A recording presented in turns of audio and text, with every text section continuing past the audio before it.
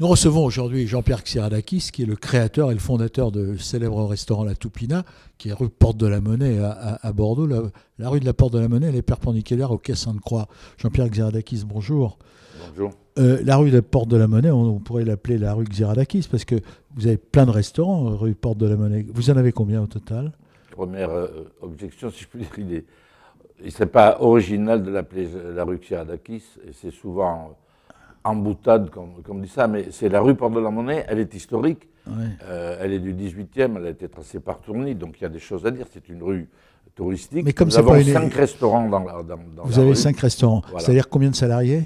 Une quarantaine. Combien de couverts à peu près entre On les arrive à 5? faire 200 couverts par jour. Quel est votre chiffre d'affaires annuel, Un Jean-Pierre peu plus de 3 Xeradakis? millions.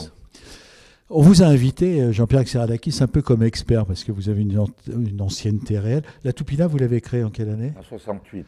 Oui. Donc vous avez une réelle et une bonne vision, sans doute, En tous les cas, j'ai de l'ancienneté, ça vous pouvez le dire. et sans doute une bonne vision du marché, de votre profession, de votre filière. Est-ce que vous trouvez qu'il y a une inflation des restos à Bordeaux et dans l'agglomération? Ben, si j'avais une très bonne vision, j'aurais déjà changé de métier.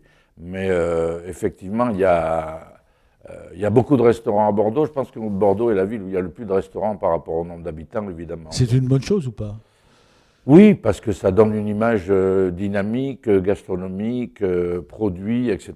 Mais arrive un moment où effectivement le gâteau se divise, forcément. L'arrivée récente, c'est celle de Joël Robuchon, un chef célèbre, avec Bernard Magret, La Grande Maison. C'est un bon truc là, pour vous, pour votre profession, pour Bordeaux? Ben, c'est une bonne image pour Bordeaux, bien évidemment. Si on a un 3 étoiles à Bordeaux, ça va donner un coup de projecteur sur la ville et donc sur la gastronomie, et donc ça va forcément amener du monde. Jean-Pierre Xeradakis, on assiste à une valse des chefs qui passent d'une maison à l'autre, de l'autre à l'une, etc.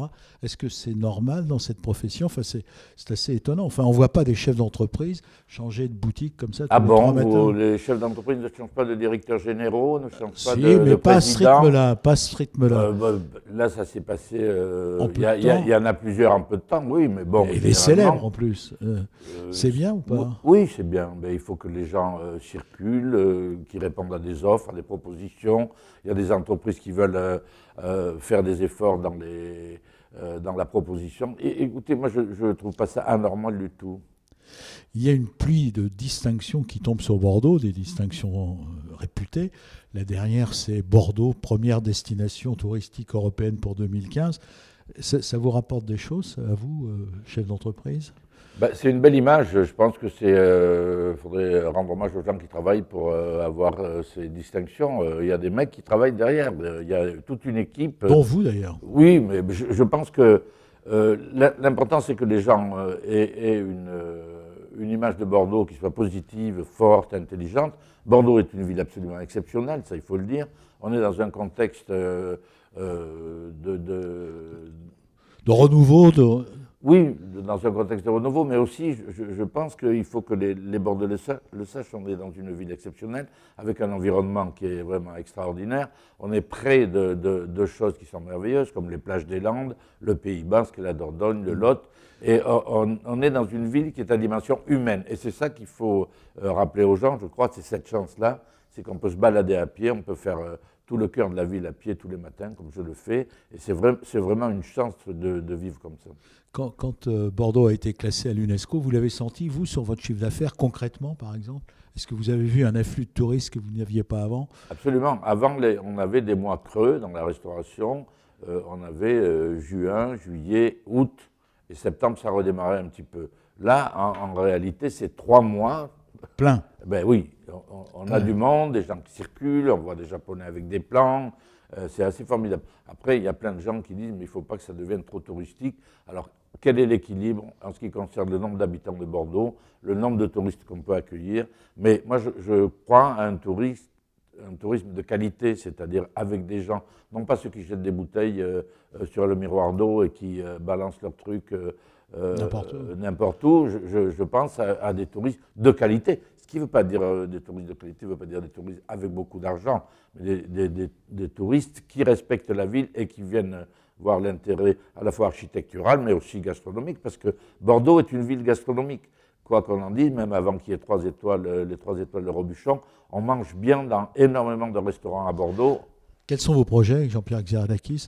Il reste encore des trucs à racheter, là, rue de la Porte de la Monnaie? Écoutez, le but, c'était pas ça. Le but, c'était d'avoir une rue qui était avec une proposition esthétique et de qualité et réfléchie, puisque tous les restaurants proposent ça commence à 12 euros ou 13 euros le repas ouvrier qu'on fait au café. C'est jusqu'à la Toupina, mais il y a un échelonnement de propositions de prix avec Cousina qui est extraordinaire puisqu'on fait des poissons et des légumes. Il y a Alain Ducasse qui a dit il n'y a pas longtemps au Plaza Athénée, lui sa proposition c'était poissons et légumes. On fait ça depuis 2 ans, ce qui prouve qu'on n'est pas si con que ça. Et en fait... Alors vos projets. Ben, les projets, j'ai ouvert en 68, il y a 46 ans. Bon, imaginons que j'avais 20 ans. J'ai 66 ans. En fait, j'en ai un peu plus, mais je fais beaucoup plus jeune. En tout cas, mon projet, c'est de laisser ma fille, qui travaille avec moi, qui a fait Sciences Po, qui est une fille intelligente ô combien, puisqu'elle est ma fille, et de lui laisser l'entreprise et de continuer à développer éventuellement, quand il y aura le LGV, quand Euratlantique sera fini, quand la ville sera devenue avec le centre culturel du vin. Je pense que c'est une ville encore qui va se développer, mais pas en nombre d'habitants forcément, bien sûr que ça va évoluer, mais qui va se développer sur le plan de la qualité. Et je pense que si on est bon, on peut être les premiers dans beaucoup de secteurs. Je rappelle donc que nous recevions Jean-Pierre Xeradakis, qui est le fondateur de la Toupina. On l'a assez dit, qui est rue de Porte de la Monnaie. Je vous remercie, Jean-Pierre Xeradakis. C'est moi qui vous remercie.